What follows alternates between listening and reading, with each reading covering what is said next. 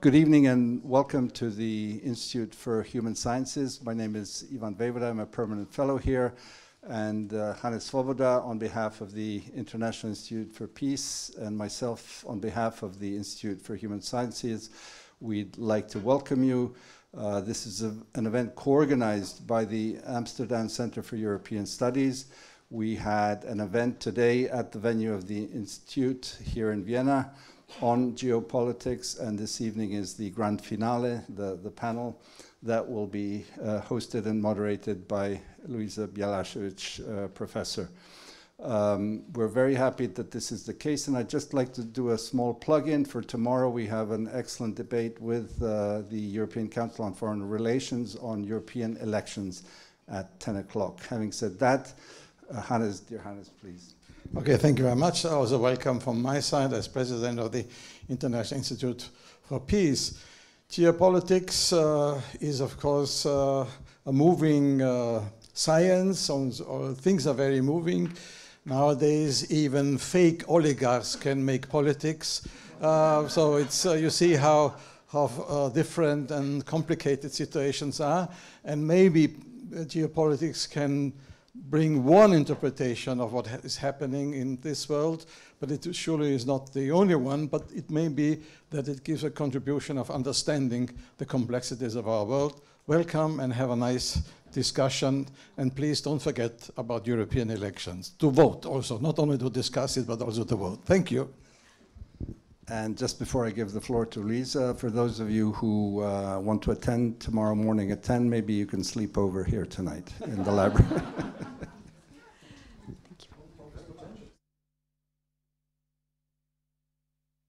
Is this microphone on? No. It might be on.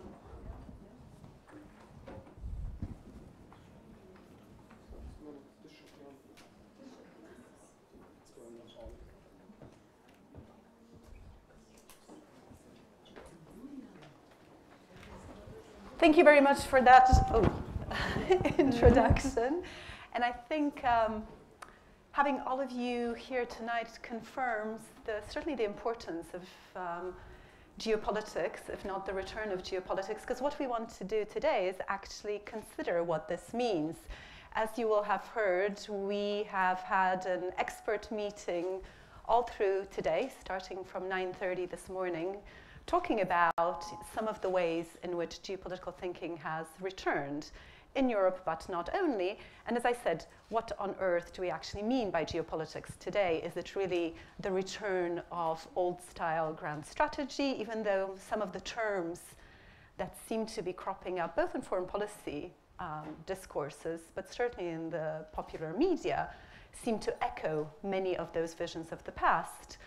I think what our panel tonight will suggest, we are seeing something quite different. One of the things that we wanted to do also, apart from probing what geopolitical discourses mean today, is go beyond what I guess we could call formal or high geopolitics, and also understand the importance of popular geopolitics. And by popular geopolitics, we don't just mean the way in which geopolitics is done in and by the mass media, but also the ways in which people, everyday citizens, ordinary citizens, perceive geopolitical agendas, the way in which they shape their own geopolitical orientations, sometimes in highly effective, emotional fashion, and how can we understand and reconcile these two?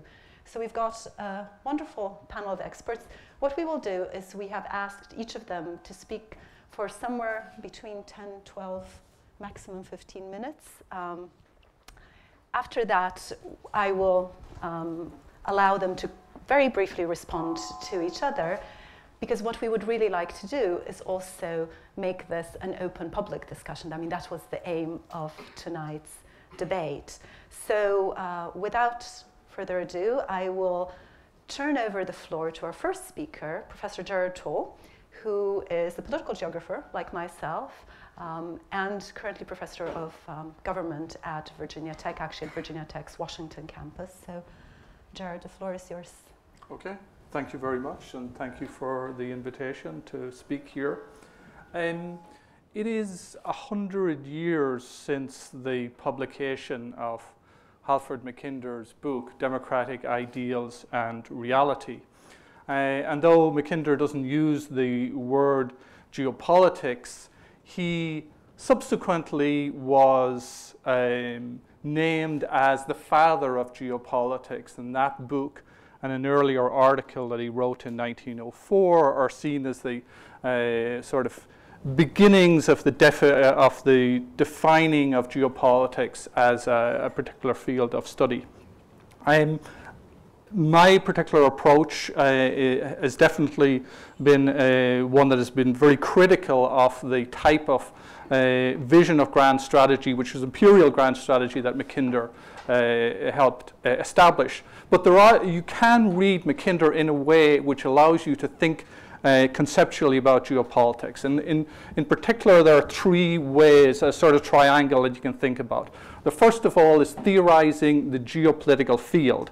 In other words, the particular actors, the great powers and the lesser powers in a spatial field, dealing with land, dealing with climate, dealing with trade and ties, dealing with the natural environment. The second is kind of spatial mentalities, the particular, what I would call geopolitical culture of different states, the way in which states conceptualize their particular place in the world, their orientation, the countries that they see as enemies, the countries that they see as friends, as models. And then the third is very much on technology. Mackinder talks about spatial revolutions, and it's a term which is given greater prominence in the work of Carl Schmitt later on. Spatial revolutions having to do with changes in technology and changes in infrastructure. We can think about the current moment in terms of these particular categories. And what I would like to speak about, and I can't talk about it in depth here, is in the geopolitical field that we begin to talk about the unusual phenomenon of what could be described as a destabilizing hegemonic power or a rogue superpower. And that is the way in which the United States has come to be led by a figure for the second time within the last within the last decade or so, that is sort of breaking with international norms and is pursuing a policy which is in some ways in a revolt against the particular order that the United States helped create. Now, under the Bush administration, we know with torture, we know with Guantanamo Bay, we know with the invasion of Iraq, that the United States lost a lot of legitimacy, which was restored under Barack Obama. But then with the Trump administration, we're seeing an intensification of the reaction against the liberal international order that was which Europe and the United States have forged and have taken forward. In particular, Trump's obsessive attempt to overturn the so-called bad deals of the Obama administration, the Iraq JCPOA, JIGPOA is how some people describe it. Then also with NAFTA, and then the current trade war with China. So that's one particular feature of the geopolitical field. Now let's talk about geopolitical culture. And again, I will focus on the United States. One of the things that is distinctive about the current moment, it's not new, we've had it in the past, but is the way in which conspiracism has taken over geopolitical culture and has crowded out our ability to think analytically and strategically about certain problems. There's a book which has just been published in the United States, which is called, let me see, Most People Are Saying, and it's about the new conspiracism. And essentially, it makes the argument that previously we had conspiracy theories, and of course, we had these were quite central to how cultures and leaders and populations conceptualized what was happening in international affairs. So the hand of the KGB or the hand of the CIA operating in certain events. So there was a reading of those within a certain conspiratorial narrative. But it was usually a theory which joined up the dots. And of course it often was quite classically conspiratorial in that there was a small elite that was dominating. Now, this new book makes the argument that we have a conspiracism today without the theory. We have essentially assertions, fake news, no collusion, and particular and a sort of theorizing by innuendo and by repetition, and the ways in which this is kind of fueled by social media. So we're in a new era of conspiracism, and I think that's something we need to think about very carefully. Now, this is not something that's a feature of the United States. We have in Vladimir Putin a former KGB officer who brings to geopolitics a particular disposition to see conspiracies, and then later, in being president, a capacity to realize conspiracies. The argument against new conspiracism is not an argument that there are no conspiracies, but it's an argument that we need to distinguish carefully between conspiracies and conspiracism, and not fall into conspiracism. And I think too often on both the right and the left, there's a falling into conspiracism. So that's the geopolitical culture. The last issue is the geopolitical condition. And here, there's a lot that can be said about it. I would point people, if they're interested, to look at the book by Benjamin Bratton called The Stack, which deals with the emergence of what he calls an accidental megastructure, which has to do with information technology, cloud computing, the fact that the vast majority of you have a little device in your pockets which is connected to infrastructures and data points, which creates all sorts of surveillance capacities, all sorts of vulnerabilities and the like. One of the things that some political scientists in the United States have begun to think about is the ways in which the globalization of the 1990s onwards, the development of global supply chains, the development of smart cities, information systems, the internet, and the central position of US technological firms in this, how that has created a particular geography in which the kind of hard infrastructure is located in certain places. It's often in the United States, and that gives the United States great capacity to, in effect, instrumentalize a lot of this kind of infrastructure, mega infrastructure. And so we saw how this is in part now leading to ruptures in the international arena. Snowden revelations revealing how the US government has been using various technological capacities in order to spy. And then, of course, the way in which other governments, the Russians, have been able to use social media to advance a particular informational agenda.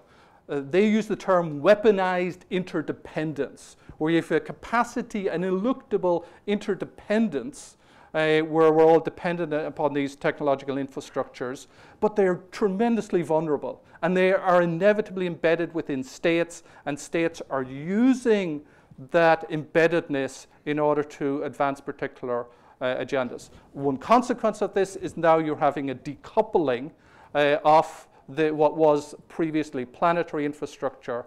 And the case of Huawei, the Chinese technological firm, and 5G is a really good example of how you're having weaponized interdependence play itself out. I probably spoke for too long, but that's at least some things for us to chat about. Thank you very much for that. So our next speaker, Gwendolyn Sasse, is the director of SOAS, Research Institute for Central and Eastern European Studies in Berlin, but you also are a professor of political science at Oxford.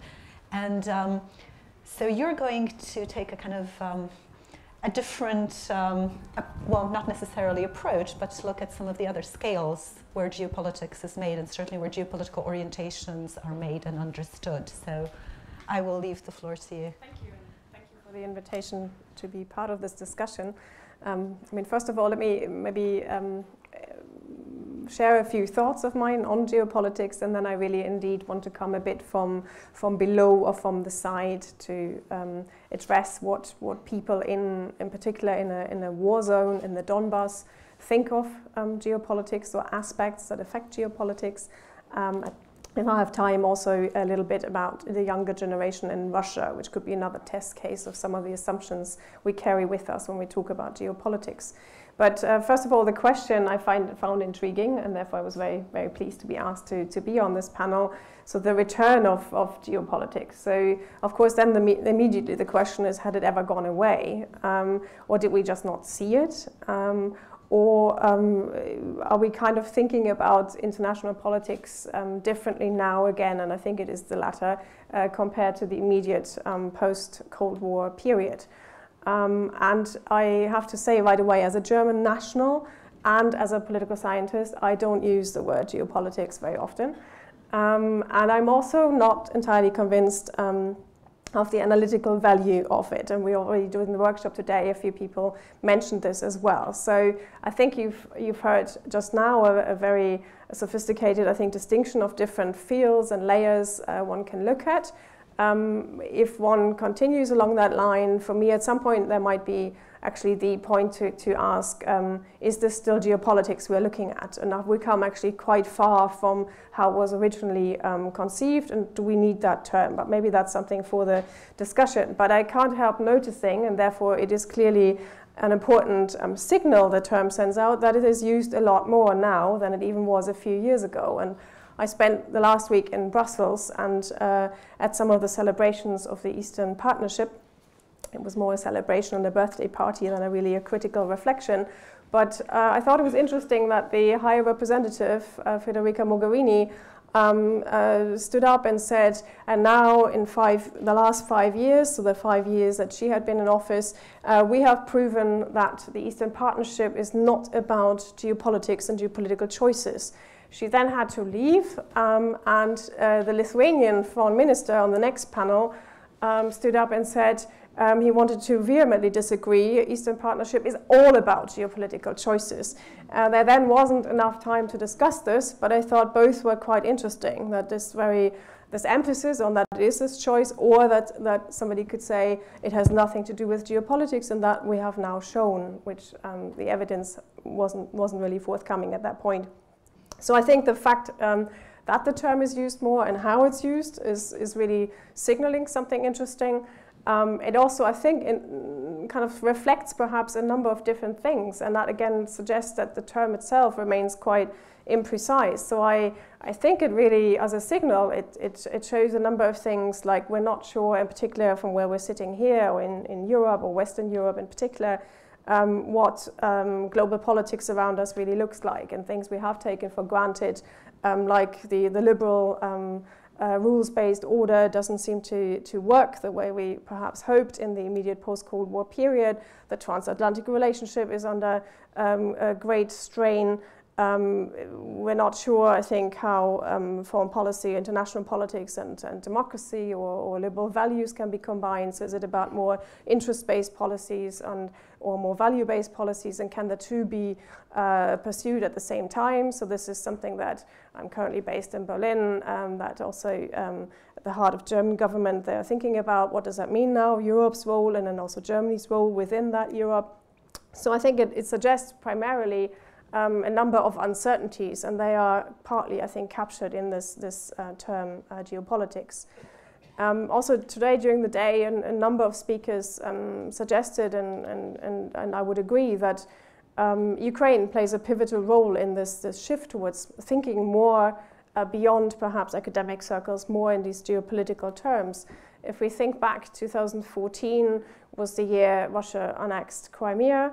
It followed in the aftermath of the Euromaidan, the mass protests in Ukraine, and they were triggered, they were not caused by, but they were triggered by the then President Yanukovych not signing the association agreement with the EU. So this sounds like a geopolitical cause. If you look closely, or if you remember what happened at the time, it was the trigger, and it expressed much more widespread disappointment about corruption in the regime. And we seem to have come full circle as the last elections have shown us. But then Russia's action in Crimea, going clearly against international law, were one consequence, and the war in the Donbass, a different kind of warfare and a breach of international law in terms of recognizing state borders. That war is still going on, and that set the scene for the sanctions regime in place by both the EU and the US vis-a-vis Russia. And I think what happens as time goes on, politics are located at this international level, and for many reasons rightly so, and we hear a lot about East-West tensions, and of course the West isn't really the West anymore, so maybe it's the EU, parts of the EU, and the US, or parts of the US, vis-a-vis Russia, and then there are various other players, so it has become much more complicated also than in the Cold War era, so that's where the term New Cold War would be even more problematic than I think geopolitics. But while that is happening, the actual developments on the ground in, for example, a war in Europe tend to be, I think, forgotten. I don't follow the Austrian media on a daily basis, but in the UK, where I lived for a long time, and now in Germany, the war in Ukraine doesn't really figure very prominently in the media. So a little more maybe around the election, but now that's over. Let's see what happens next. Just today I read, I think a couple of days ago or yesterday, the chairman of the Foreign Affairs Committee in the German Parliament, in the Bundestag, said something about in Europe we don't go to war anymore, we settle conflicts differently. And that's surprising, because the same person usually actually is quite outspoken on Ukraine and Russia. But that suggests something about the perception that Ukraine is not Europe, but that also means forgetting the starting point of some of the renewed, I think, discussion about geopolitics and what that means. At SOIS, the Center for East European and International Studies, which I have the honor of trying to establish. It's only been in existence for 2.5 years. We have conducted a number of surveys, and these are surveys in difficult settings that are also a risk. And coming from a university setting, I now realize I appreciate the opportunity to be able to conduct these, because the idea behind them is to get as close as possible to the views of those affected most by geopolitics in some way, by war more concretely. And those are both the displaced, but also the resident population in both parts of the Donbass, not the government-controlled part and the non-government-controlled part. And you can say these are not surveys conducted in ideal conditions. They clearly are not. But I would argue for taking the voice of those who are directly affected by wars like that seriously. And if you do that, if you look closely and also compare what people say on the ground, and compare that also with, for example, public opinion data for the whole of Ukraine, you come up with a number of things which I think go some way towards saying that geopolitics from below looks different. And give you also a more, or does give you a more nuanced perspective compared to maybe the also important, but not necessarily very nuanced, official discourse at the level of international politics. And I think we have seen in Ukraine, today is the day when the new President Zelensky has been sworn in, that election victory was portrayed widely as a surprise. But if you look closely at what actually the population across Ukraine, but also in particular in the war zone, thought beforehand, it doesn't come as a surprise. And it is, the survey evidence, for example, shows that within the last 2 years, or in fact, in particular from 2017 to 2018, an important identity shift took place in Ukraine, and this is across the country. with some regional variation, but the trend holds throughout. And that is a strengthening of the notion of Ukrainian citizenship, an inclusive notion tied to the state, which is not a narrow ethnic, regional, language-based or foreign policy-based in terms of orientations and definition of who belongs to the Ukrainian state. And that is something that I think is reflected in these elections. Another thing that does not, I think, square nicely with perhaps our views in the absence of information about what people in the war zone actually think. In the non-government controlled parts, so in the self-declared republics, the Donetsk and Luhansk People's Republics, a majority in 2017, and then we've repeated it now, 2019, told us that they still want to be part of the Ukrainian state. So I don't think this is either the answer you would have expected if you consider that these are not ideal survey conditions. We had to do a telephone survey, obviously not from Berlin, but from various parts in Ukraine and also from Russia. So this is not an ideal condition. So you could expect people being afraid, saying the opposite, or saying something that seems more obviously in line with what they expect the person asking the question to say. But the majority still says they want to be part of Ukraine. I don't think that is how Kiev sees it very often. Maybe it's changing now, we don't know yet. And I don't think that is how we think about it internationally. So I think that's, again, an important corrective to think about how people see things on the ground. Not surprisingly, perhaps people directly affected by the war, not so much the displaced. They seem to, as they are being displaced, and experience a lot of difficult things, they seem to nevertheless preserve a more positive image of, for example, the EU, whereas those living in the Donbass clearly don't have that. So there you also get some of the more skeptical views on not necessarily the Western orientation of the country, but international institutions that they think have not delivered. Incidentally, the most positive views are held about the UN, which is the institution that hasn't got involved yet in the Donbass. So that's probably a trend, but also perhaps an opening of how to think about who could. I think I'm being nodded at. I need to conclude, and I will conclude. So I think going closer to people affected by geopolitics and their views on this need to be taken more seriously. And I end just with one finding from a completely different bit of research on youth in Russia. Youth in Russia plays a very ambivalent role. They are both organized in state-controlled or quasi-controlled youth organizations, which to some extent resemble military training organizations, but they're also in the front row of protests. So this ambivalence, I think, is something that we would also need to take into account, sort of thinking what does the younger generation think of some of these sort of geopolitical choices they might face. We asked 2,000 younger people across Russia in cities. I have to emphasize 15 cities, regional cities. And the order in which they gave the countries that they want Russia to have the closest relations with were China with nearly 30%, the US with nearly 20%. Admittedly, all of the EU together is also about 20%, but of EU countries, Germany is the first one with about 7%.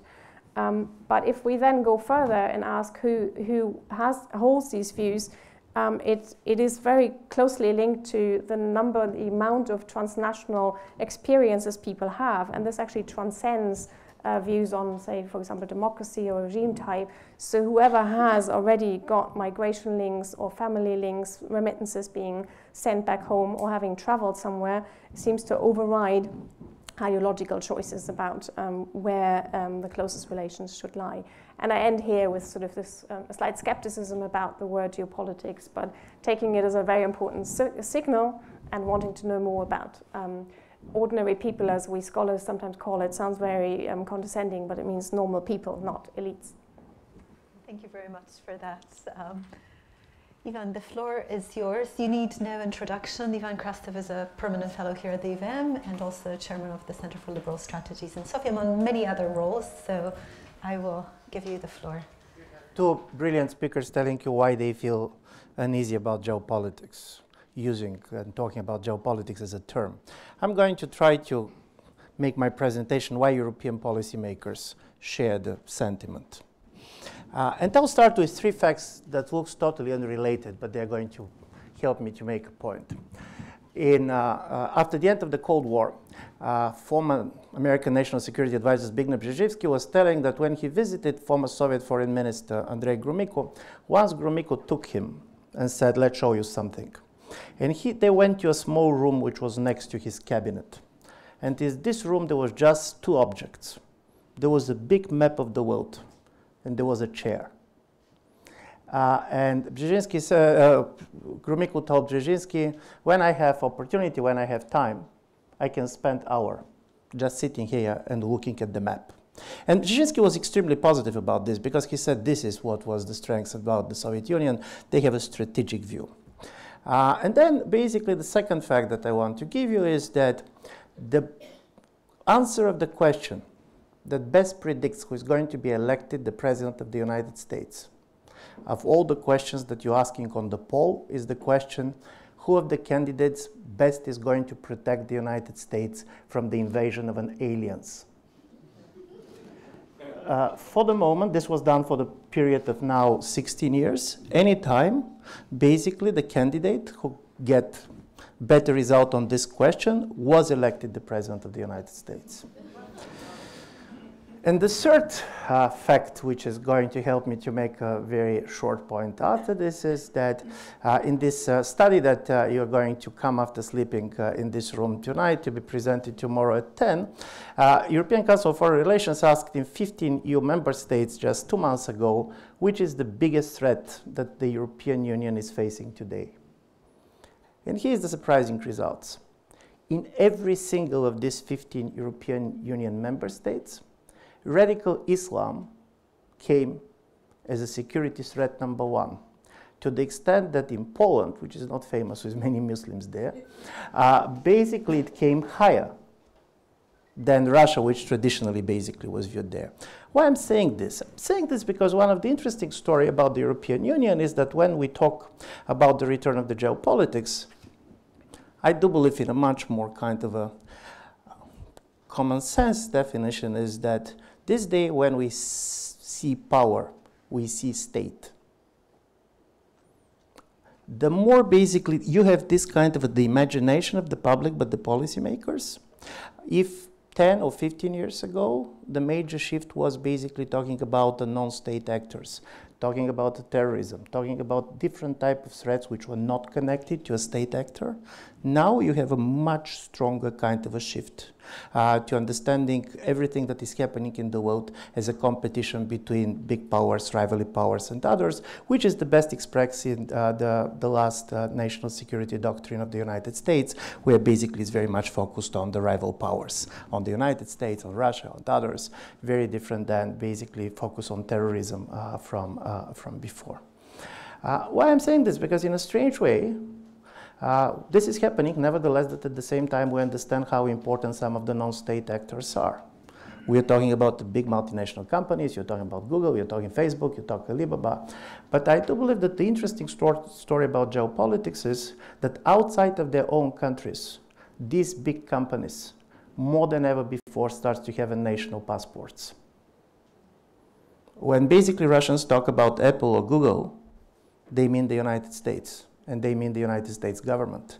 And in the case basically of the Chinese company, and you can see the latest decision of the United States and others, any big Chinese company simply means Chinese state. This is an interesting development, and this interesting development is particularly problematic for the European Union, and I'm going to tell you why basically the problem comes with the EU. I have the opportunity to stay with a group of people that have been kind of working together with the Brussels bureaucracy on the last global security strategy. And if you compare the previous one in 2003 with what we have now, you're going to see how much the world has changed for the European Union. 2003, the global security strategy started with the word. Never before Europe was safer, freer, and more united. In the last security doctrine that we came, it's called global security strategy, not security doctrine. The key word is resilience. Why it's so problematic for the European Union to talk about geopolitics, not because of the kind of conceptual ambiguity, but because of the political difficulties. First, because till recently, European Union was the only global power with unidentified borders. If you listen to the discourse of the European Union, we are always bordering future members. No, but this was true. Turkey was in accession. The Balkans have been in accession. Ukraine was in the accession. So from this point of view, part of the European project was based on hard budgets and soft borders. In a certain, all of your borders, and this was a major debate, only the French were insisting, give us the final borders. But European Union basically was a political actor in a global political scene, which was very much insisting that the borders are not so important, because our borders have been expanding.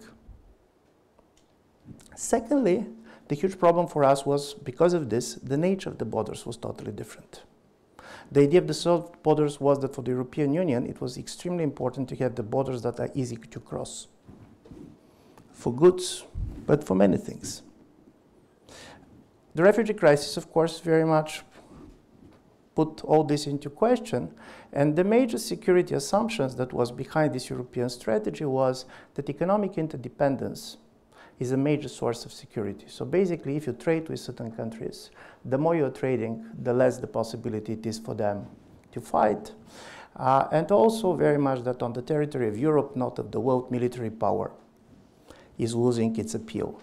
So the biggest problem for Ukraine from the European point of view was not simply that what was done was breaking international laws and people's lives were destroyed, but these two assumptions became highly problematic.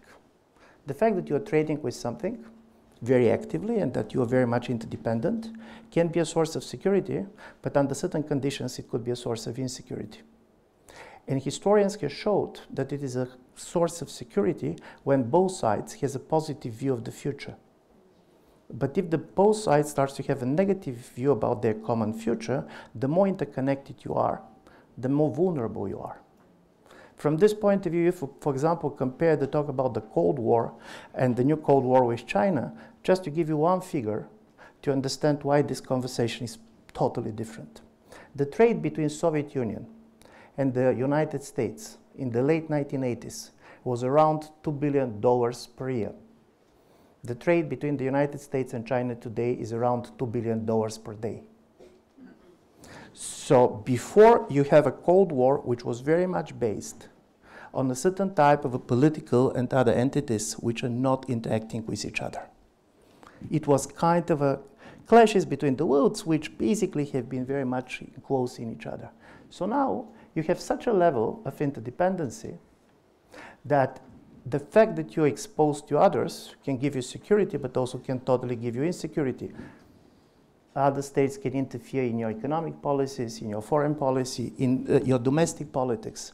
And this creates this biggest problem with the idea of the geopolitics, is that people start to try to see the state behind anything that is happening exactly to deal with the anxiety coming from this type of interdependency. It is much easier to believe that the Chinese, the Russians, the Americans, I don't know whom is behind everything that is happening, than basically to ask the question, who is behind it? And I'm going to end up with an example very much based on the latest video that became hit here in Austria with what happened. No, and I'm going to do it in the way not to hurt anybody politically. But go at the logic of this video and you're going to be shocked by 4 major assumptions on which all this conversation is done. First, you have why it became possible. It became possible because basically people that have been part of the conversation believe that they are foreign nationals and Russian foreign nationals who could be interested to interfere and to give money for the politics in a small Austria. Secondly, it was possible because you basically believe that the way the Russians are doing this is through family members, probably beautiful girls in general. Thirdly, this is done because you believe that you're doing this and everybody is doing this. But fourthly, it also shows how thin is the connections between the far right and the Russian Federation. Because if you basically believe that this girl is Russia, it means that your other Russian connections are not very strong. because otherwise you're going to check the go and basically you're going to have an official channel through which you're doing this. I'm saying this because from this point of view, and I very much want to connect with the first talk about the conspiracy part of the geopolitical imagination. In a certain way, this conspiratorial symbolic politics started to have a world of its own. In a certain way, all the time, when you see something happening around the world, there are only two things that you believe. First, it's not accidental. Nothing is happening by accident. And secondly, most probably, there is a state behind it. There is a covert operation.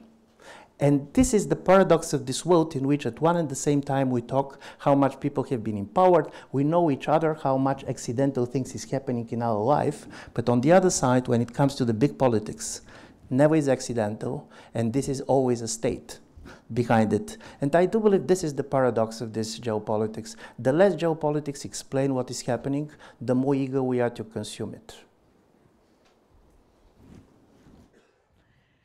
Thank you for that. And in a sense, I think you answered in many ways the 2 points raised previously, because I think this this desire for kind of simple explanations of what are quite kind of messy and complex global events.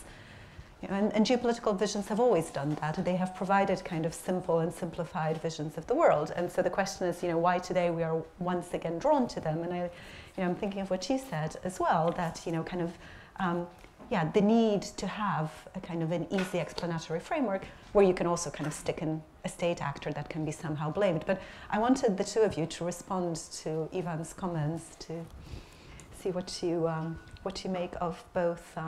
This is somehow an explanation for why geopolitics has come back and why it has become so useful.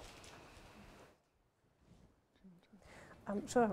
I think you put it very well, and in terms of this paradox that you began with, to say that on the one hand, we hear a lot about states and the role of states, but precisely at a time when states in the global setting can't really play that role anymore. So I think, in particular, I think where you started there, I thought that was very, very well put. I also thought that, and I think it partly explains why we hear so much more about geopolitics now. The point you made about sort of interdependence, if you have too much interdependence in a way, you become more vulnerable. I mean, if we take that one step further, it means sort of the more interdependent you are, the more you really have to rely on at least a basic level of trust, and you have to agree on some rules of your interaction. I mean, they don't have to be sort of nice liberal or Western democratic ideals and rules, but you have to have that in place, and that is not in place anymore, or at least it has never been in place with all the players that would have to have that in place. But maybe that is sort of one step how we can then link it back again to kind of the discussions about the rules-based order. That, but I think I agree, and it was well and provocatively put. Basically, too much interdependence makes you more vulnerable than protected. I also wanted to come back to, if I may, or are we doing another round? Am I allowed one other point? Because if we think the idea of conspiracy forward, and maybe it doesn't quite reach the levels, let's say, it has reached in the US at the moment. But I think there is a similar pattern at work in Europe. So I think the tendency to want to blame big geopolitical players, for example, Russia, for things which are ultimately homegrown domestic political problems, and other players like Russia, like the Kremlin or associated actors, benefit from it, use that, these opportunities that present themselves, I think is perhaps a somewhat milder version, but points to the same problem, that it helps to offload domestic political issues, problems, and very quickly we see sort of Russian meddling in elections in particular, for example. And the other point I think you made, and they're interesting enough, if we look at kind of the global stage and look at the US and Russia at the moment, I'm wondering if they're going in different directions on that trend.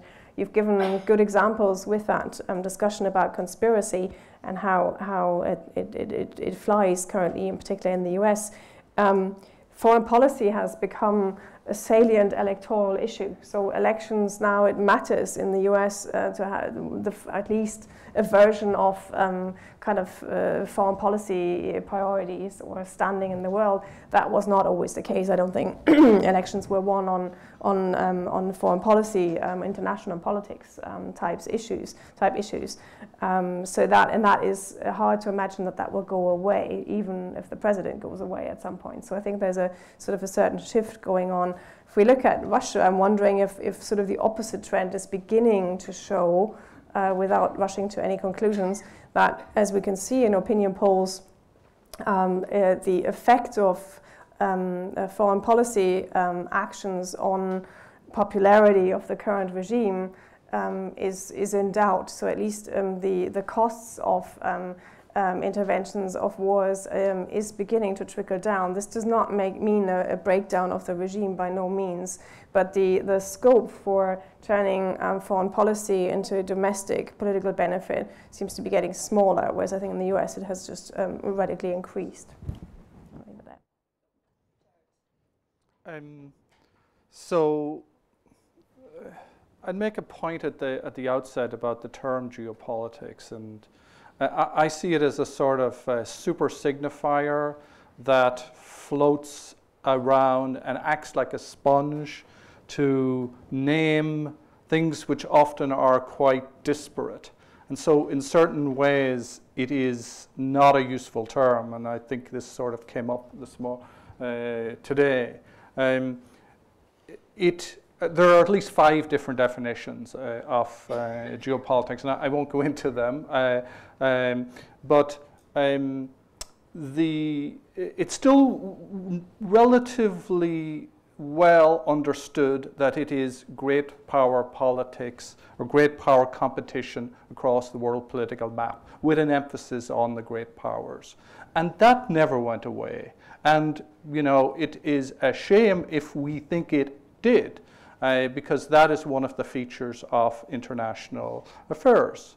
The second thing I would say is that there is a conceit when the term, the signifier geopolitics, is used often, that geopolitics is that which they do.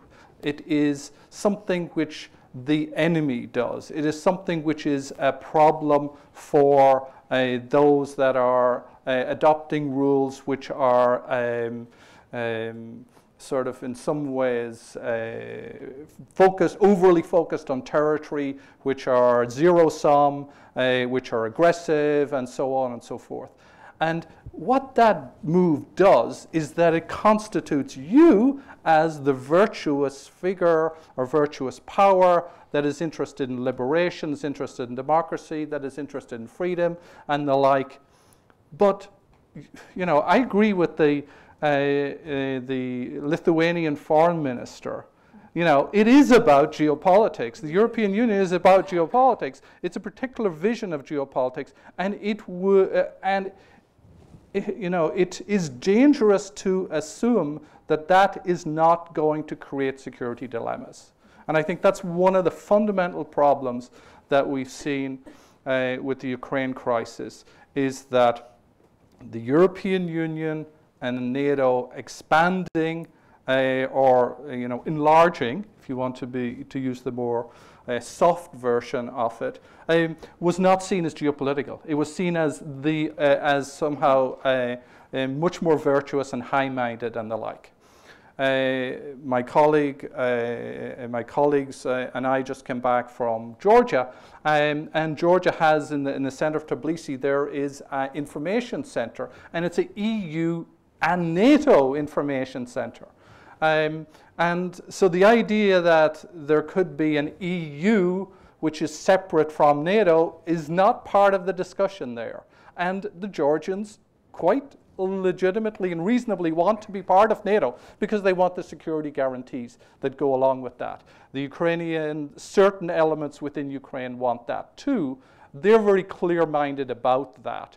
I think that certain folks within the Republican Party in the US are now more clear-minded.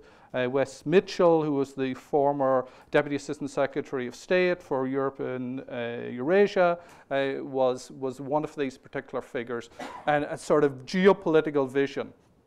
But the problem with that is ultimately it's an aggressive policy in which you're creating a security dilemma. You are not allowing another state to, in this case Russia, to have security interests and particular concerns about the fact that a hostile alliance is on its borders.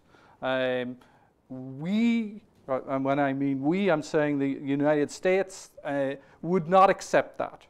The United States, people may think that it's not concerned about Mexico. If Mexico was going to join a hostile alliance, as Cuba did during the Cold War, the United States would be extremely concerned about it. Territory still matters, proximity still matters, and I think that that's a fundamental feature of the international system. It is the spatiality that this term geopolitics touches upon. It's always with us. Yeah, I wanted to ask you. Important, by the way, Wes Mitchell is going to be here, I do believe, in 10 days to give a talk. So he's going to have the right of self-defense. But what is important is the classical idea of geopolitics also and kind of assumes a clear understanding of what is a sphere of influence. And I do believe that the real challenge of the modern world is to define what a sphere of influence is. Normally, in a Cold War, sphere of influence can be very easily decided by the nature of the political regime, that basically trade partnership, and kind of a certain, of course, when we don't talk about military presence, alliances, and others. I do believe that one of the interesting stories that if you see with whom countries are trading, these days it's not so easy to understand. What is more influential? Is this, or is this the soft power and basically kind of a cultural connections, particularly for countries which are not part of the alliances? I agree totally with you. It's totally different when you have a military alliance. And one of my major kind of guess is going to be probably in the future, what kind of a search engine you're using could turn to be much more important for the political identity of your state and society than the trade regime. Are you staying on Google? Are you using basically the Chinese search machine? Are you going with Yandex and others? So from this point of view, the very idea of sovereignty is not simply anymore about defense of your territory or political regime. If you see the new, basically Russian security doctrine, the digital sovereignty is becoming a major issue. The possibility that basically you should try to use the internet not as a kind of a global network, but as a national network. And I find this kind of a very important story, and very much to agree with something about the European Union. The European Union was very well benefiting of its military weakness.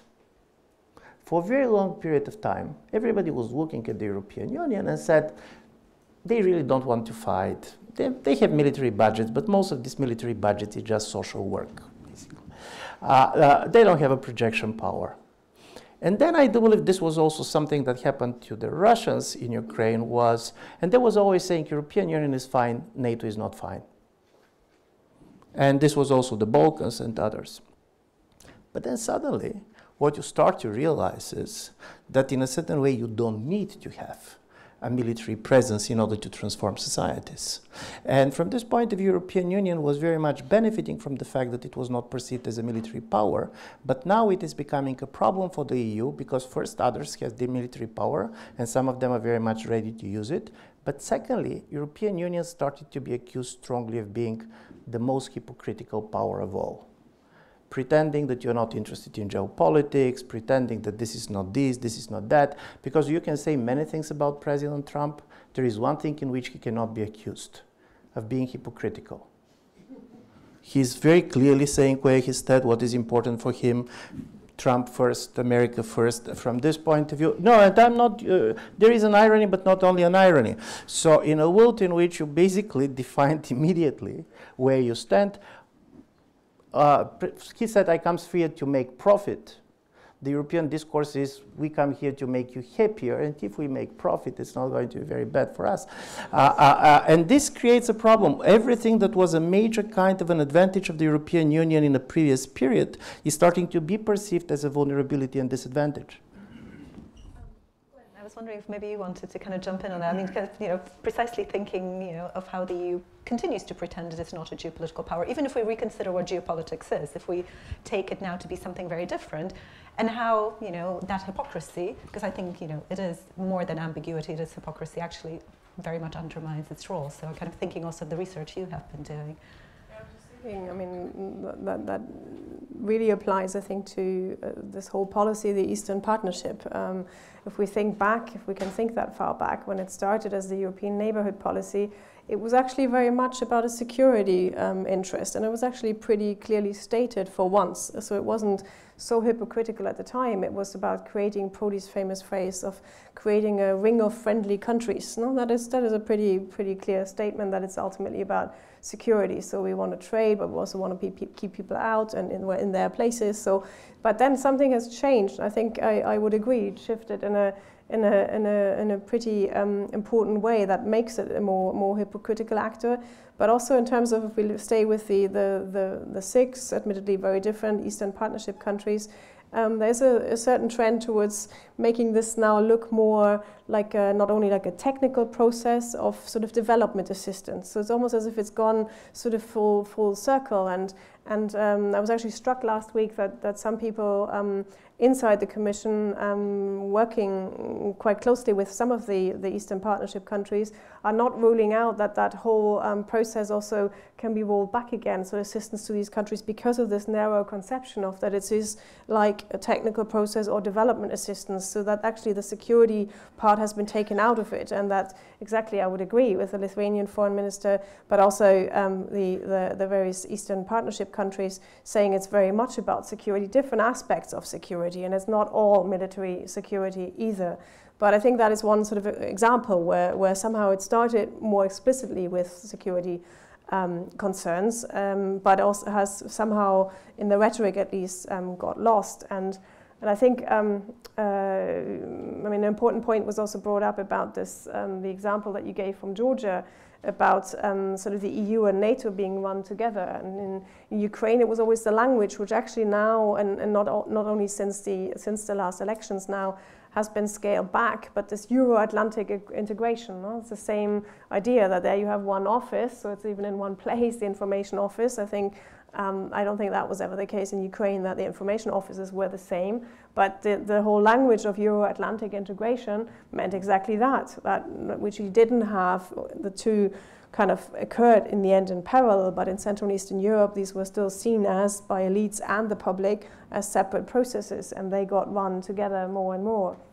And now the EU and NATO both, I think, in the process of redefining their role, their space, also leaves kind of, I think, some problematic messaging which becomes possible because of also hypocritical kind of messages being sent. But if we think about kind of the position of NATO, despite its rhetoric, I wouldn't say this is the strongest moment of NATO. But at the same time, even those countries in Europe, among them several Nordic and Central East European countries, obviously, for obvious reasons, and rightly so, demand that security guarantee, but at the same time, their messaging to the EU about security that needs to be strengthened is quite different from what gets kind of communicated to Washington. So the main line in that sense is still Washington. So it's somehow and vice versa from the US, the same thing if you look at the president, but also at Congress. So there's different players, and that undermines ultimately, and it becomes possible, it undermines thinking in a coherent way and less hypocritical way about what security can mean and means for the EU, but also the actor kind of NATO and its relationship to the EU is work in progress, shall we say.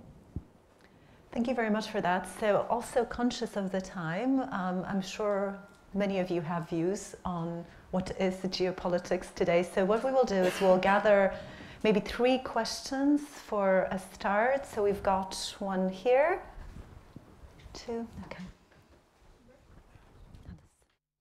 Thank you. I'm Hannes Svoboda, president of the IIP. I want to continue on this question on geopolitics and Eastern Partnership, because I was also at the meeting. But to be very frank, Mogherini meant Eastern Partnership is not a strategy against Russia. And the Lithuanian foreign minister, whom I know very well since many years, is saying, yes, it is a strategy against Russia. And the Polish foreign minister said, it must be a strategy against Russia, but we have to take into account special situations in Belarus and in Armenia and so on. So how can you define a geopolitical strategy if inside the EU you have very different opinions about going for or against Russia, and with your partners you have different opinions? You can do what you did, what is happening in Georgia, but you could not have opened a joint office in Belarus or in Armenia. So could you deal with this issue, how to differentiate a strategy, a geopolitical strategy of the EU in view of Russia seeing that environment? Add one more question here.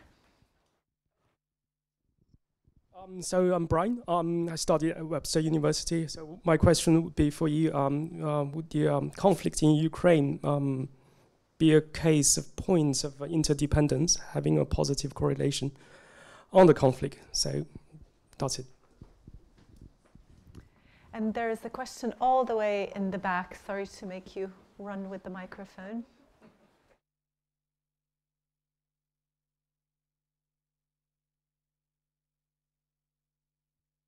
Thank you very much. My name is Mykola Balaban. I'm from Ukraine. So my question is very short and simple. What happens with geopolitics of values or value-based geopolitics? Because now you're talking about like classical Bismarck realpolitik. Thank you. Who wants to jump in on any of those? Gwen, do you want to start? The last one, I think often, and I think wrongly, interest-based policies and value-based policies get contrasted. I think connecting it to the point I made before, that I think also in Europe we see this trend that it's easier to blame outside influences for weaknesses of our democratic systems than actually address the causes of that. I think that ties up with the need for a more explicit value-based foreign policy of individual member states and also the EU. That is not easy to do, but a core value should clearly be, I think, the rule of law.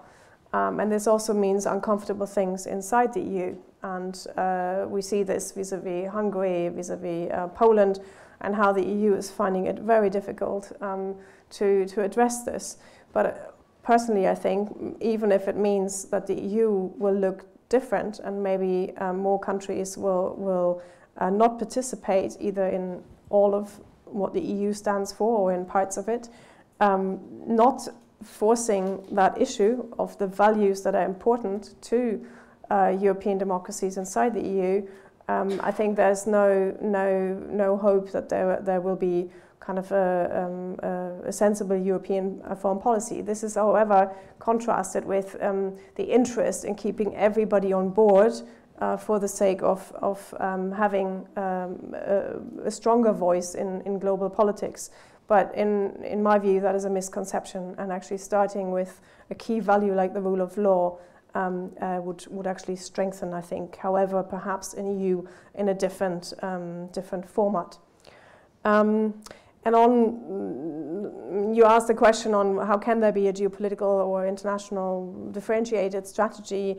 If anybody knew, I think that was probably quite obvious last week and has been obvious for a while, because using kind of the 10th birthday of the Eastern Partnership to launch a reflection process, where probably a birthday is a good occasion when you say where it's going, I think made that quite clear that it is a clear fact that these 6 states, and then perhaps in groups of 3, and the other 3 not really as a group, have different interests vis-à-vis the EU. And I think neither the EU nor the Eastern Partnership countries, I think, have a clear idea of how you could build a policy on that. So I think it's also probably a bit too easy to you weren't doing that, but just to blame the EU that it doesn't really know how to now without kind of doing more of the same. And it is a path that for the EU probably looks, and for many member states, looks uncomfortably close to the process that leads to accession, which there's no consensus on. But then what is different, or how you actually perhaps address additional concerns from these countries, is also not clear. But having said that, I think Armenia is probably the most interesting case so far, and Belarus could become another such interesting case that the EU has managed to define a type of relationship that is very different from the deep and free, from comprehensive free trade agreements with Moldova, Ukraine and Georgia. But there is an attempt to take into account that a country like Armenia will have to have good relations in different directions. That I think is new for the EU's thinking in this field.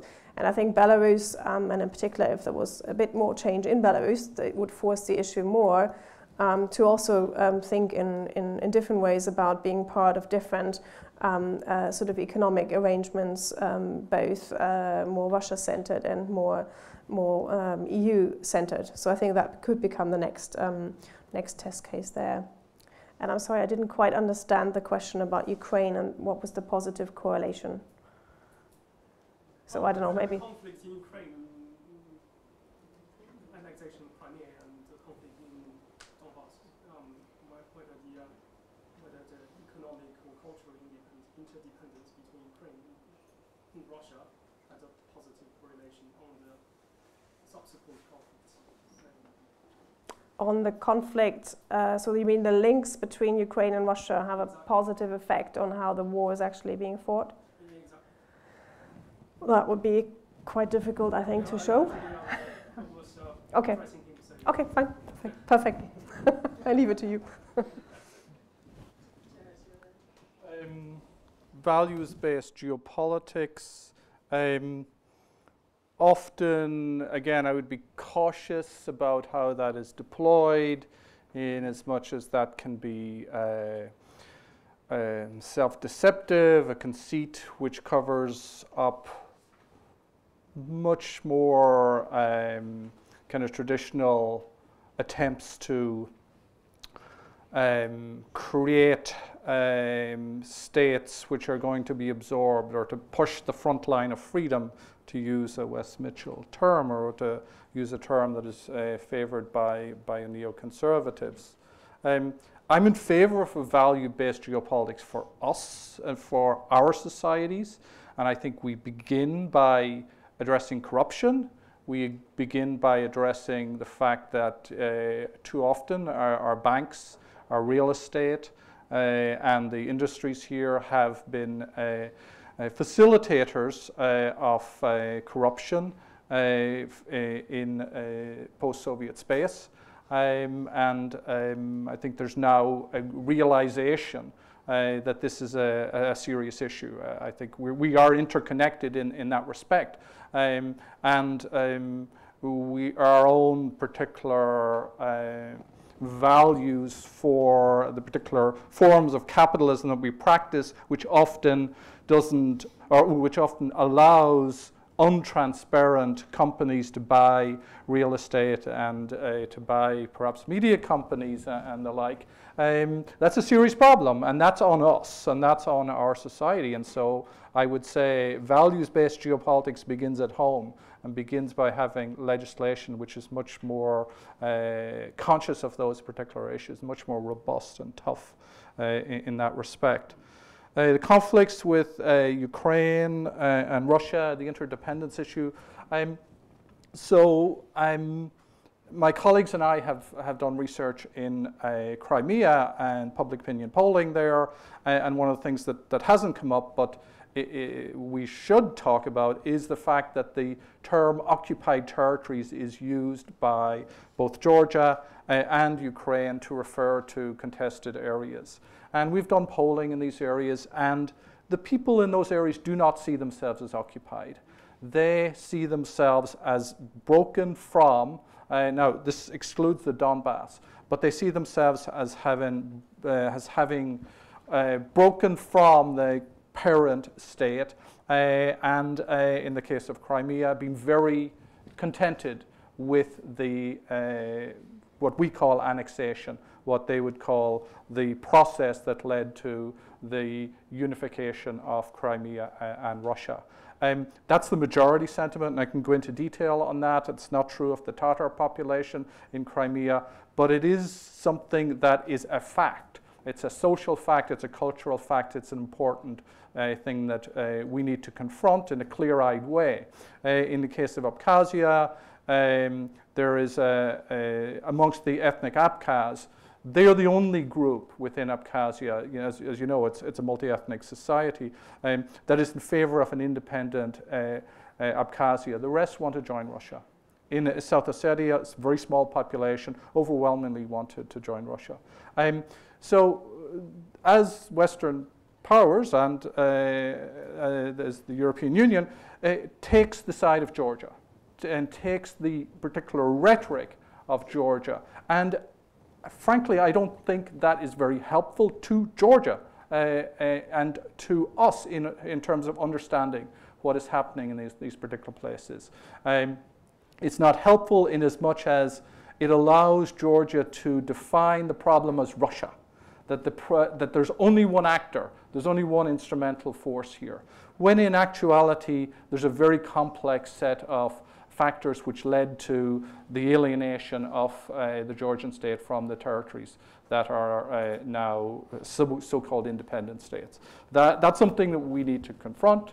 It's also true in the case of Ukraine. These are places that have been radicalized by geopolitical conflict, and they have people who have positions that we need to listen to. So in the sense that Gwen has also done that research and is making the same argument, I think it's very important that we have a more mature conversation about these places and get beyond sort of slogans about them, such as occupied territories. Thank you for that, and I think both your responses and the questions are highlighting, indeed the kind of the importance of geopolitical storytelling about ourselves and about others. Even very quickly to these three questions. First, for sure, European Union does not have a common security perceptions. It's not only about Russia. And the story is not that you simply have a Russia-friendly and kind of a more Russia-hostile countries. You have countries in which Russia is not perceived as a security threat at all because they are distant.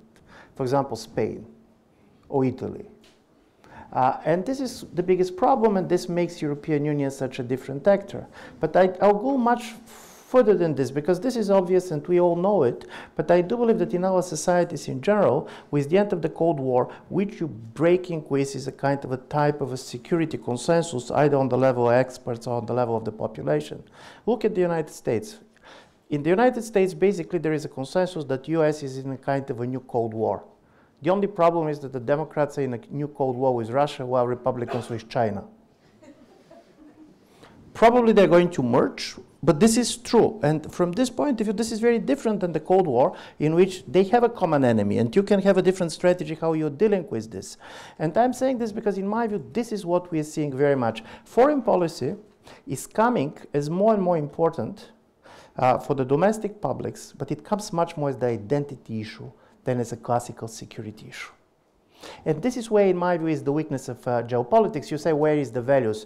But in a certain way, the return of geopolitics in general means shifts from the policy of value-centered democracy promotion policy, which was typical for the 1990s. This was basically geopolitics talks about, and it talks about the fact that first, for some countries, the promotion of democracy was perceived as very much promoting geopolitical interests. But secondly, basically, I do believe in the West itself, the trust in the democracy peace theory is starting to decline. Because in the 1990s, the major argument behind democratization was the following. The nature of the regime, is it democracy or not democracy, is very much defining the objectives of foreign policy. Democracy don't fight with each other. Democracy go into a coalition with each other. If you're going to see on some of the major issues, you're going to be surprised how much democracy do not go together. And I'm talking about India, I'm talking Brazil, forget also about... So from this point of view, I do believe that the nature of the regime matters. But it does not matter in this kind of a simple way that you talk about basically what it defines. And geopolitics said what matters is geography. It matters a kind of a long-term history.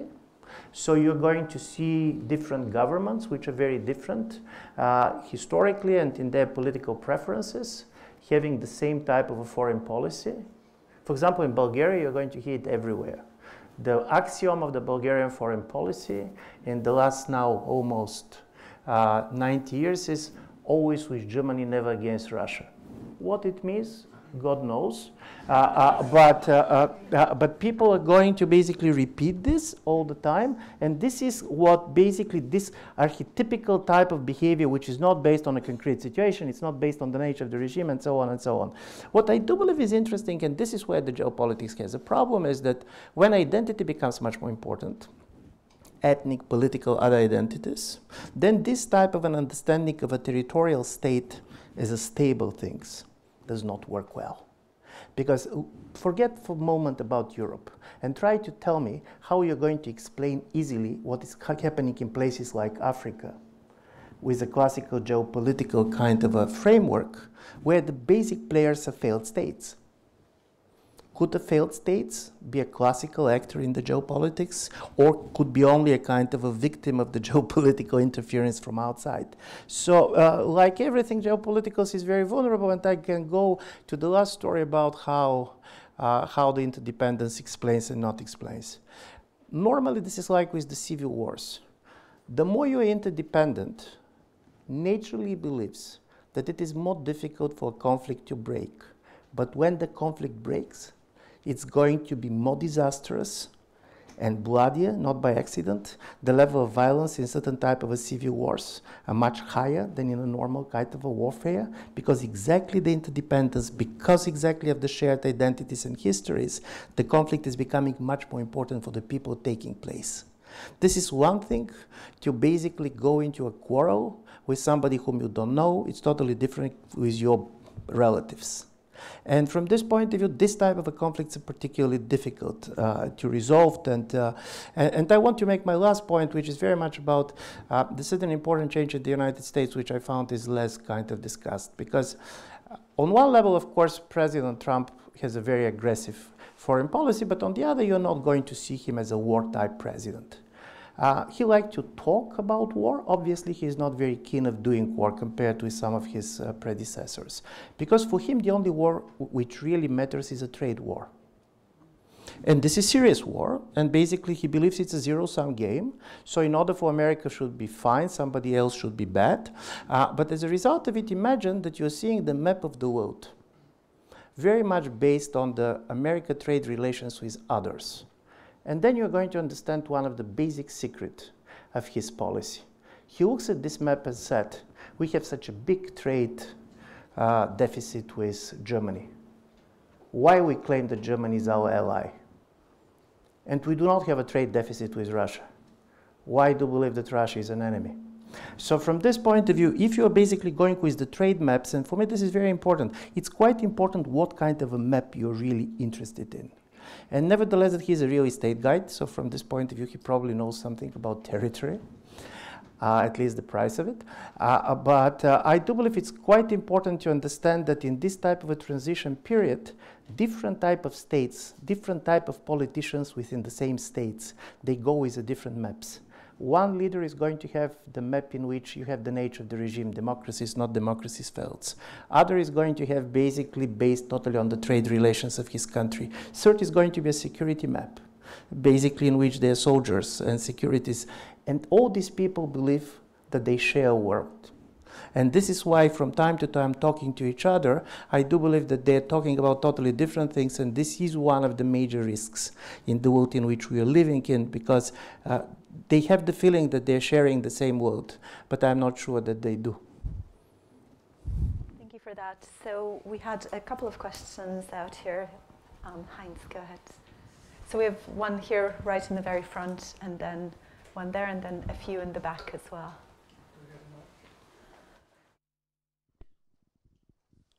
Thank you, Louisa. My name is Heinz Gärtner. I'm with the International Institute for Peace. and also obviously University of Vienna.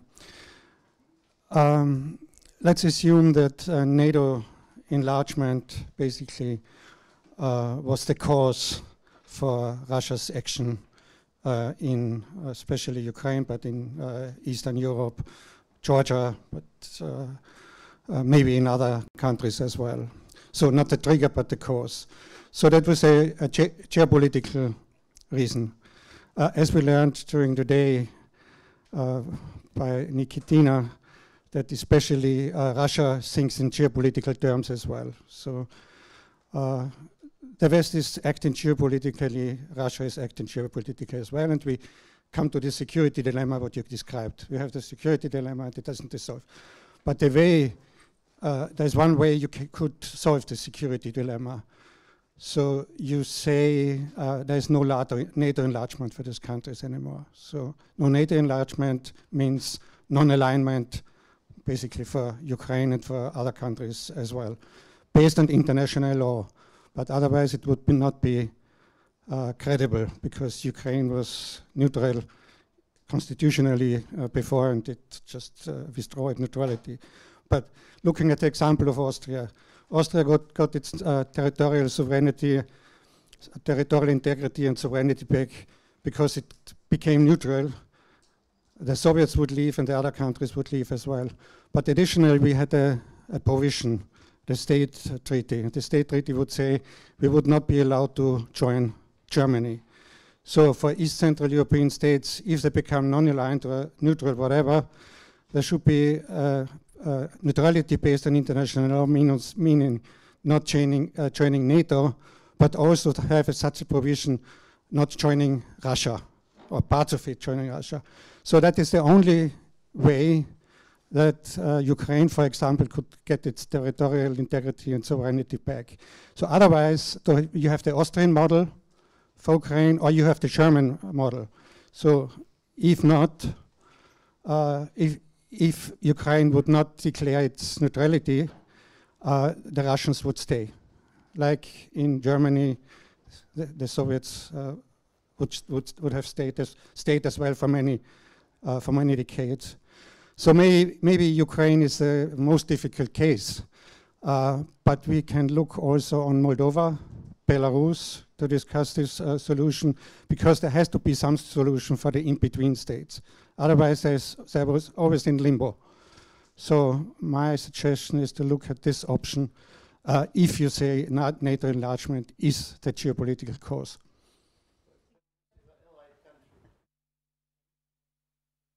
Well, alliance, so from this point of view, they're not a neutral country.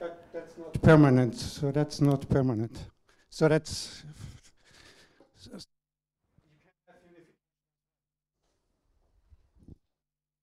Couple more questions. So there's one here and then in the back. Thank you for all the three very thought-provoking and interesting interventions. My name is Veit Bachmann from the University of Bonn.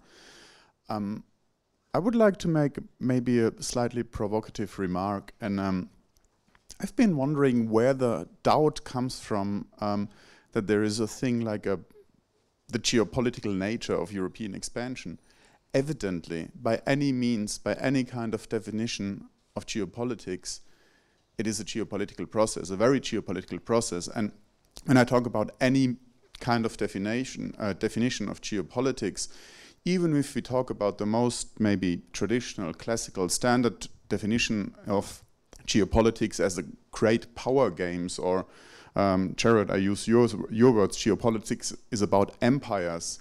The EU is an empire, certainly in an economic way. It's the largest integrated economy in the world, or rivaling with the US, depending on which measures you use. But of course, European expansion isn't a geopolitical process. If you want territorially towards Eastern Europe, but certainly economically for trade regimes in Africa. So even if you use a traditional conception of great power games, of course it's geopolitical. And the second remark I would like to make is that, in my impression, the conception of geopolitics we have been discussing is very narrow, i.e. in that sense of great power games. if you think about it in more in larger ways of a critical geopolitics, also to the question if we still need it as a term, if it has done anything, if you don't use the term politically, as an academic category, it has opened a way of looking at things that looks exactly at different kind of complexities that we maybe cannot grasp if we just look at the big, powerful actors. The European Union is an ambiguous empire. DG Trade has different interests than DG Development. And it's the failed states in Africa they are not coherent actors. There are a lot of different interest groups. And I think geopolitics as an academic discipline has shown a way to capture these kind of complexities that is a bit more nuanced, that just create power games in terms of nation states. Sorry, but I'm conscious of the time, so we're going to have to cut it off at the questions because I want to have the panelists a chance to answer. Who wants to take that on? Gerard, do you want to take on the question of how we can expand our understanding of who does geopolitics, what is geopolitics? Geopolitics is everywhere. Some empires are better than other empires, and I know that quite a lot of people who are not in the European Union would like to be in the European Union empire. The issue with NATO expansion, NATO as a cause, I don't think NATO was a cause. I wrote a book called Near Abroad, which came out 2 years ago, on the two invasions, the invasion of Georgia and the invasion of Ukraine. And I make the argument about these invasions as co-created. So it's not one particular cause, and I don't think NATO expansion per se is the one cause, but it goes into great detail on those. Your solution, however, about neutrality is something that I think should be debated. Now, earlier today you said that, and this is kind of standard line that you get, well, each state should have its sovereign right to join any military alliance that it wants. Yeah. Okay. Well, maybe. All right. Well, but someone said that. Yeah. And I hear that. We hear that a lot, and that is the sort of standard line that you get from the Lithuanian foreign minister and others. That is in the sky, abstract thinking, which doesn't take into consideration geography. It matters where a country is relative to another power. That's the value of geography. And that is something that is a fact of life. It's ineluctable. And so therefore it means that certain states do not have the choice that other states have. Ireland is a neutral country, and it has good geography relative to Georgia. Georgia is, similarly what they said about Mexico, so close to the United States, so far from God, so close to the United States. These are kind of factors of just power geometry, and so therefore, given that, it behooves us as a culture to think about other ways in which we can roll back a zero-sum security dilemma for the in-between countries. And the idea of having a zone of neutrality is, I think, a positive one. There's a last point I want to make, and this is about the narrowness of what we've been saying about geopolitics. There's one thing I haven't talked about, or we haven't talked about, and it's a bit surprising it hasn't come up, and that is climate change. There is the fifth understanding of geopolitics is of the Earth. The Earth, which was previously seen as permanent factor in international affairs, is moving. It's changing. The world in which we live in, which sustains life, by the opinions of a lot of respected scientists, it's changing and changing quite dramatically.